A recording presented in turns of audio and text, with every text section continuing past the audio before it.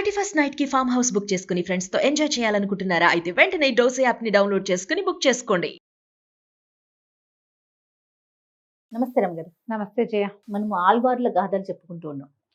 ఇంకొక ఆల్వార్ గురించి విప్రనారాయణుల కథ చెప్పుకుందాం. ఓ. విప్రనారాయణ సినిమా కూడా ఉంది అవును కదా, ఆ. ఇంచుమించు యాజ్ ఇట్ ఈస్ గా తీశారు. అవునండి, కథలో ఏముందో అదే తీశారు. మాక్సిమం చూపించారు. చోళ దేశంలో అంటే తమిళనాట, ఈ కావేరీ నదీ తీరమే, అక్కడ మండంగుడి అలాంటి పేరున్న ఒక ఊరు. ఇక్కడ ఒక బ్రాహ్మణ కుటుంబంలో ఒక చక్కని కుమారుడు జన్మించాడట. ఆయన తండ్రి చాలా విశేషంగా శాస్త్ర పరిజ్ఞానం అవి కలవారు. చక్కగా సౌందర్యవంతుడుగా ఉన్న కుమారుడికి విప్రనారాయణుడు అని పేరు పెట్టారట. నారాయణుడు అంటే విష్ణువు, విప్రనారాయణుడు అంటే బ్రాహ్మణ వైష్ణవుడు అనమాట. అలా పెట్టుకున్నారు పేరు. అయితే చాలా చక్కగా అద్భుతంగా జీవితం సాగేది. అయితే ఈయనకి సంసారం మీద ఆసక్తి లేదు, బాగా భగవద్భక్తిపరుడుగా ఉండేవాడు. ఉండి ఈ మండంగుడి ఈ ఊరిని వదిలిపెట్టి శ్రీరంగానికి చేరారట. శ్రీరంగంలో స్వామివారిని రంగనాథుడిని సేవిస్తూ స్వామివారికి చేసేటువంటి పుష్పమాల అలంకరణలు అవి చూసి అట్లా పుష్పమాలలు సమర్పించాలన్న కోరికతోటి ఆయన ఒక తోట వేసి రోజు పువ్వులు కట్టి స్వామికి సమర్పించేవారు. ఆయనకు ఆ తోట, రంగనాథుడు, ఇల్లు అంతే, ఇక ఏమీ లేదు. నిరంతర విష్ణునామస్మరణ, రంగనాథ నామస్మరణలోనే రంగా రంగా అనుకుంటూ ఉండేవాడు. ఎంత భక్తి శ్రద్ధలో కలిగి ఉండేవాడు. ఈ విప్రనారాయణులని తొండరెడిప్పొడి, తర్వాత ఇంకొక పేరు భక్తాంఘ్రి రేణువు అంటారు. ఈ నామాల్లో కూడా గురు పరంపర చెప్పుకునేటప్పుడు భక్తాంఘ్రి రేణువు పేరు చెప్పుకుంటాం ప్రత్యేకంగా. ఆయన విప్రనారాయణుడే అనమాట. అయితే ఈయన విశేషంగా భగవద్ధ్యానం చేసుకునేవారు. ఆ తోటలోనే ఒక చిన్న ఆశ్రమం లాంటిది ఉన్నది, ఒక చిన్న నివాస స్థానం ఉండి అక్కడే ఉండి మొక్కలకి గొప్పలు తవ్వుకుంటూ చక్క పువ్వులు విశేషంగా పూసేలాగా చెట్లని సేవించుకుంటూ పూసిన పువ్వులని, తులసిని మాలలల్లి స్వామివారికి సమర్పించడం. రంగనాథ సేవలోనే నిరంతరము సేవాపరాయణుడుగా ఉండేవాడు, అపరిమితమైన భక్తిపరుడు. ఆ కాలంలోనట దేవదేవి అనేటువంటి ఒక వేశ్యాగ్రగణి ఒక ఆవిడ ఉండేది, ఒక అమ్మాయి. ఆ అమ్మాయి చాలా అద్భుతమైన నాట్యగత్తె. రాజుగారి దగ్గర చాలా గొప్ప పురస్కారాన్ని పొందింది. అక్క చెల్లి ఇద్దరు రాజాస్థానంలో విశేషంగా నాట్యం చేస్తే ఈ అమ్మాయిని ఈ నాట్యమయూరు లాంటిది ఏదో ఒక బిరుదు ఇచ్చి బోలెడంత బంగారం వస్తువులు అన్నీ ఇచ్చారు. రాజుగారి దగ్గరికి ఏముంది, అనుగ్రహం వస్తే వస్తాయిగా. ఆ వస్తువులన్నీ మోసుకుంటూ అక్క చెల్లి వస్తూ ఈ విప్రనారాయణులు పెంచుకుంటున్నటువంటి తోటలోకి ప్రవేశించారు. వాళ్ళు కాసేపు విశ్రాంతి, ఎంత బాగుంది తోట, కాసేపు విశ్రాంతి తీసుకుందామని ఒక పార్కులోకి వచ్చినట్టుగా లోపలికి తోటలోకి వచ్చారు. ఆ తోటలో ఏమైంది, కాసేపు విశ్రాంతి తీసుకుని ఆహాహా ఎంత బాగుంది, ఎంత బాగున్నాయి, ఆ పువ్వులు ఎంత బాగున్నాయి, చెట్లు ఎంత బాగున్నాయి, కబుర్లు చెప్పుకున్నారు. చల్లగా హాయిగా ఉంది, విశేషమైన సుగంధాలు ఇంటూ తోట ఎంతో మనోహరంగా ఉంది. వీళ్ళు లేచి వస్తూ ఉంటే ఈ విప్రనారాయణులు ఎదురుపడ్డారు. ఆయన రంగడి నామస్మరణలో ఉండి వీళ్ళని చూడలేదు. ఈమె తగిలింది ఆయనకి, తగిలినా కూడా ఆయన పట్టించుకోలే. ఆయన గోల్లో ఆయన ఉన్నాడు. ఈ దేవదేవి ఏమిటి మూడులాగా ఉన్నాడు, వంశత్వం లేదో లేకపోతే పిచ్చివాడో, ఇంత సౌందర్యవతిని యవనవతిని నేను కనపడితే ఈయన నా వైపు చూడలేదు, ఎక్కడైనా ఉంటారే అక్క అందుట అతిశయంతో. ఈ అతిశయం ఏమిటి, ఒకటి యవ్వన గర్వము, సౌందర్య గర్వము, రాజుగారి దగ్గర చాలా ఇవి బహుమతులు పొందటం వల్ల వచ్చినటువంటి అతిశయంతో. అంటే వాళ్ళక్క ఏమందిట, అలా కాదు ఈయన భక్తుడు, పైగా భగవత దీంట్లో ఉంటాడు, ఎప్పుడు ఆయన భగవంతుని తలుచుకుంటున్నాడు, జపంలో ఉన్నాడు. ఆయన భగవద్భక్తుడు అవటం వల్ల ఆయనకేమి స్త్రీ సాహచర్యాన్ని తెలిసినవాడు కాదు, ఆయనకు ఆసక్తి లేదు అనేసరికల్లా ఇలాంటి వాళ్ళని దారిలో పెడితే కదా బాగుండేది, మనకు ఒక ఛాలెంజ్ లాగా ఉంటుందని భావించింది దేవదేవి. అక్కయ్య కేకలేసింది, అట్లా అనకూడదు తప్పు, అయినా నీ వశమవుతుందా అట్లాంటి వాడిని లాగటం. ఆయన చిన్నప్పటి నుంచి భగవద్ధ్యానంలోనే ఉన్నాడు. రంగడు తప్ప ఆయనకి కంటికి రెండో వాడు కనపడ్డు. నువ్వెవరు, నేనెవరు, మన దాని నుంచి, మన మామూలు ప్రపంచం నుంచి ఆయన వేరుగా ఉన్నాడు, అట్లా జరగదని అక్కయ్య చెల్లెల్ని కేకలేసరికి ఈ చెల్లెలు దేవదేవి ఒప్పుకోలే. ఇంకా నా ప్రజ్ఞ ఏముంది, ఇంత సౌందర్యం, నాకు ఇన్ని హోయలు ఉన్నాయి, ఇంత సొగసు ఉంది, ఇంత విలాసం ఉంది, ఇంత తెలివి ఉంది, ఎవరినైనా నేను దారిలో పెట్టగలను, ఇవన్నీ నా దారికి నేను తెచ్చుకుంటానని దేవదేవి అక్కతోటి ఛాలెంజ్ చేసింది. అక్క ఏమందట, నువ్వు గనక ఆ పని చేసావంటే 6 నెలలు నీకు ఊడిగం చేస్తాను నేను అంది. చేయగలిగితే. చెల్లెలు కూడా ఒప్పుకోలేదు. చెల్లెలు ఏమంది, నేను చేయలేకపోతే నేను నీకు 6 నెలలు ఊడిగం చేస్తా, ఇక గజ్జగట్టం, నీకు వెనకాల దాసీది చేసినట్టుగా నీ వెనకాల సేవ చేస్తానని అక్కతో పందెం కట్టింది. వాళ్ళ అక్కయ్యని పంపించేసింది. నగ నట్ర మొత్తం తన మెడలో ఉన్న వస్తువులన్నీ మూట కట్టి ఒక చెట్టు తొర్రలో దాచిపెట్టింది. ఈయన బట్టలు ఆరేసుకుని ఉంచుకుంటాడు అక్కడ. ఆ బట్టల నుంచి ఒక కావి పంచె తీసి కట్టుకుని ఈయన మళ్ళీ ఈయన యువతలు విప్రనారాయణులు యువతలకు వచ్చేసరికల్లా కనపడింది. చాలా దీనంగా మొహం పెట్టుకుని నుంచుంది. ఈయనేమో ఎవరో ఏడుపు మొహంతో నుంచునేసరికల్లా సౌందర్యవతిని చూడలేదు, దుఃఖంలో ఉన్న వాళ్ళని చూశాడు ఆయన. ఎవరమ్మా ఏమిటి అని అడిగాడు. మా అమ్మని, మేము ఒక వేశ్యా కులానికి చెందిన అమ్మాయిని, మా అమ్మ నన్ను నాతోటి నేను చేయదలుచుకొని పని చేయాలనుకుంటుంది, నాకు భగవత్ సేవే చేయాలనుంది, రంగణ్ణి సేవించుకోవాలనుంది, నేను భగవంతుడి సేవలో నిమగ్నం అవ్వాలనుకుంటుంటే మా అమ్మాయి నన్ను రసికాగ్రణిని చేయాలని చూస్తోంది, మీ శరణు గోరు వచ్చాను, తోట చూసి పారిపోయి వచ్చి ఇక్కడ దాక్కున్నానండి. ఆయన అయ్యో పాపం అలాగమ్మా ఉండు, ఇక్కడే ఉండన్నాడు. అయ్యమ్మ ఏమో మీరు గుడికి వెళ్ళినప్పుడు నేను తోటను చూసుకుంటాను, ఒక పక్కన ఉండే అవకాశం ఇవ్వండి అని ఆయన బతిమలాడితే ఆయన ఒప్పుకున్నాడు. ఈవిడి దేవదేవి ఇక్కడే ఉండిపోతే ఆయన దారిన ఆయన కృష్ణ రామ రంగా అనుకుంటూ తిరిగేవాడు. ఈవిడ కొప్పులు దవ్వి, ఇల్లు దవ్వి, అవి దవ్వి, ఇవి దవ్వి, మట్టి పని చేసి ఏ పని చేసినా ఆయన్ని కదపలేకపోయింది. ఆయన ఏం చేయలే. కొన్ని నెలలు గడిచినాయి. ఈవిడ దుఃఖంతో ఓ రోజు నెత్తి మీద చేతులు పెట్టుకుని కూర్చుంది. ఇంత కష్టపడి చివరికి నేను మా అక్కయ్య ఊడిగం చేయాలా అని ఆవిడ ఏం చేసింది, శ్రీరంగనాయకిని ఉద్దేశించి దుఃఖపడి ప్రార్థన చేసింది. ఆ సమయానికి రంగనాథుడు దేవేరుతో సహా విహారార్థం ఆకాశ మార్గంలో బయలుదేరారు. అమ్మవారు చూసింది, లక్ష్మీదేవి చూసి అమ్మాయి దుఃఖిస్తోంది, ఆమె కోరిక తీర్చండి. ఆమె ఎందుకు దుఃఖిస్తోంది, దాన్ని దుఃఖించకూడదు, నా భక్తురాలు, ఓహో, ఆమె దుఃఖించకూడదు, ఆమె మనసు తీర్చమని స్వామివారిని ప్రార్థించింది అమ్మవారు.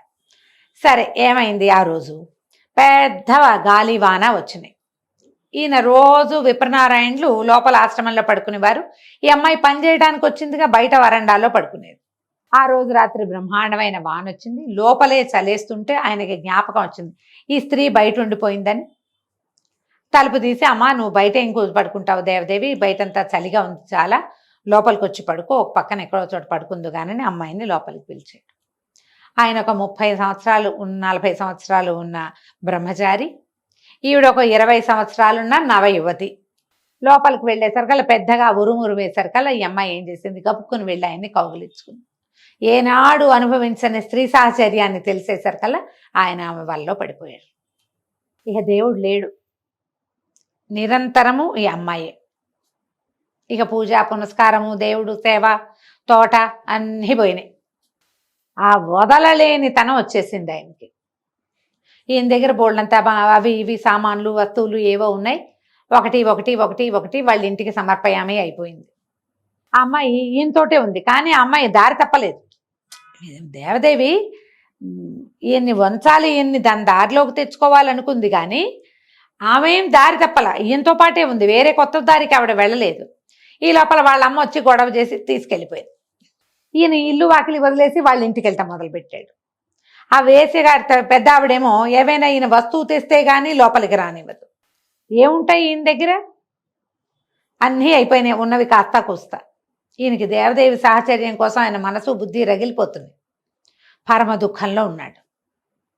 ఉండేసరికల్లా ఆయన చాలా దుఃఖపడుతున్నాడు. వాళ్ళ ఇంట్లోకి రానివలా బయటికి దోసేశారు. ఒక ఒళ్ళు తెలియని స్థితి, వ్యామోహం, మాయ ఇలా కమ్ముతుంది. ఈయన బయట దుఃఖంతో రోడ్డు మీద దారిలో నడిచొస్తుంటే మళ్ళా రంగనాయకులు ఇద్దరు విహారార్థం ఆకాశ గమనం చేస్తూ ఎవరో బాంధుడు దుఃఖిస్తున్నాడంటే, మనవాడే మొన్నటి దాకా మాలలల్లి ఇచ్చాడుగా, అద్భుతమైన మాలలని మెచ్చుకున్నావు, అతడే విప్రనారాయణుడు అనేసరికల్లా ఆవిడ చాలా బాధపడింది లక్ష్మీదేవి. అయ్యో, ఇతనికి ఇలాంటి దశ ఎందుకు వచ్చింది, ఇతన్ని దారి మళ్లించండి, సరైన దారిలో పెట్టండి అనగానే ఒప్పుకున్నాడు భగవంతుడు. ఏం చేశాడట ఆయన, రంగనాథ స్వామి దేవాలయంలోంచి, శ్రీరంగనాథుడి దేవాలయంలోంచి వెండి గిన్నె పాయస పాత్ర పట్టుకొచ్చి వీళ్ళింట్లో ఇచ్చాడు, దేవదేవి ఇంట్లో. నా పేరు శ్రీరంగదాసు, విప్రనారాయణుల పనివాడిని, దాసుణ్ణి, స్వామివారు మీకోసం పంపించారు అని.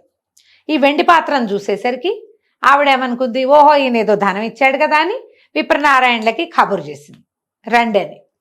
రమ్మంటోంది అనుకుని, ఈయనకి తెలియదు, ఈ గిన్నె సంగతి ఏం తెలియదు, వాళ్ళే పిలిచారనుకుని ఈయన వెళ్ళిపోయి దేవదేవితో హాయిగా సంతోషంగా గడిపి ఆ పూటంతా ఆవిడతో కబుర్లు చెప్పుకొని ఆమెతో స్వర్గ సౌఖ్యాన్ని అనుభవించి తన దారిని తను తెల్లవారు వచ్చేసాడు.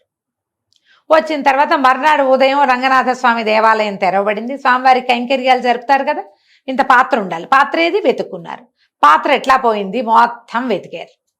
ఎవరి పాత్ర తీసుకెళ్లారో తెలియదా. ఇంతలో దేవదేవి ఇంట్లో ఈ పాత్ర ఉందని వార్త వచ్చింది. అవన్నీ పుట్టించాడు భగవంతుడు. దేవదేవిని పిలిచాడు. ఆమె గజగజ వణికిపోతూ వచ్చింది. మీరు పంపారు అని తల్లి సాక్ష్యం చెప్పింది. విప్రనారాయణుల పనివాడే, దాసుడే పట్టుకొచ్చి ఇచ్చాడు. శ్రీరంగదాసు అనే నామధేయం చెప్పాడు అనేసరికల్లా ఇప్పుడు దేవదేవిది తప్పులేదు. ఆమె ఆ అమ్మాయి కులం అది. ఎవరైనా ఒక వస్తువు ఇస్తే, వస్తువులు ఏదో బంగారమో ధనమో ఇస్తే వాళ్ళకి సమయం ఇవ్వడం ఆమె వృత్తి. ఆ కాలంలో అదంతా నడిచేది. దేవదేవిని పంపేశారు. ఇప్పుడు ఈయన దొరికారు. ఈయనేం చెప్పాడు, నేను ఎవరిని పంపించలేదు, నాకు అసలు దాసులే లేరు, నా తోట పని నేనే చేసుకుంటా. మొన్నటిదాకా దేవదేవి సహాయం చేసేది, ఇప్పుడు నేనే చేసుకుంటున్నా, నాకు దాసులు లేరు. కానీ ఆ వస్తువుకి బదులుగా వెళ్ళింది ఎవరు? ఈయనేదే తప్పు కదా. ఇవన్నీ చెరసాల్లో పెట్టారు. ఆయన పరమ దుఃఖంతో, నీ దారి మళ్ళీ నేను ఇట్లాగా స్త్రీ వ్యామోహంలో పడి కదా ఇక్కడికి వచ్చాను, ఈ పాటికి చెట్లకి గొప్పులు తవ్వుతూ పువ్వులు మాలలు అల్లుతూ నీకు సమర్పించి నీ సన్నిధిలో నిలబడవలసిన వాడిని ఇలా చెరసాల్లో నిలబడ్డానంటే నా బుద్ధి ఇట్లా వెళ్ళింది. నేను నీ శరణు నుంచి ఇంకో స్త్రీ సౌఖ్యం కోసం నేను ఎందుకు ఇలా అయిపోయానని ఆయన పరమంగా విపరీతంగా దుఃఖించి ఎన్నో పాటలు పాడేటట్టు. అప్పుడు భగవంతుడు రాజుకి కల్లో కనపడి, ఆ పాత్ర ఇచ్చిన వాడని నేను, వేసికి ఇచ్చిన వస్తువుని వెనక్కి తీసుకోకూడదు, పాత్రని దేవదేవికి ఇచ్చేసేయమని, విప్రనారాయణుడిని వదిలిపెట్టమని భగవంతుడు స్వప్నాదేశం ఇచ్చాడట ఆ రాజుగారికి, శ్రీరంగంలో ఉన్న రాజుకి. వెంటనే రాజు తెల్లవారుగానే పాత్రనేమో దేవదేవికి పంపేశాడు, విప్రనారాయణులని విడిపించారు.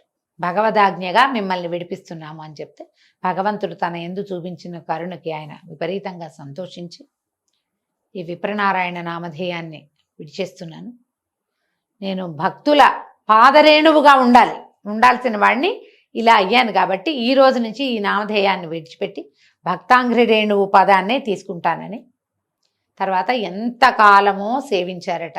కొన్ని కథల్లో, 1-2 కథల్లో ఏం చెప్తారంటే దేవదేవి కూడా ఇంకా తన వృత్తిని విడిచిపెట్టి వీరితో పాటే రంగణ్ణి సేవించిందని చెప్తారు. సుఖాంతాలు చేస్తారు కాబట్టి అట్లా కనపడదు. ఆయన ఆ వ్యామోహంలోంచి బయటకు వచ్చేసి తర్వాత ఈ తొండరడి పొడి పేరుతోటి ఎన్నో పాసురాలు రచించారు రంగనాథుల మీద. తర్వాత ఇప్పుడు స్వామివారిలోనే లీనమైపోయారని చెప్తారు. ఈ విప్రనారాయణ కథ సినిమా కూడా చాలా బాగుంటుంది. అప్పుడు పాతకాలంలో అంటే కథలకి ఎక్కువ జిలుగులు వద్దటం ఆనాటి పద్ధతి కాదు. ఇప్పుడు మనం భక్తుల కథల్ని కూడా అందులో ఏవో 2-3 అద్భుతమైన సన్నివేశాలు జనాకర్షణ కోసం పెట్టే పద్ధతి ఇప్పుడు వచ్చింది. కానీ అంటే ఇది కమర్షియల్గా వెళ్ళాలన్న ఉద్దేశం అయి ఉంటుంది.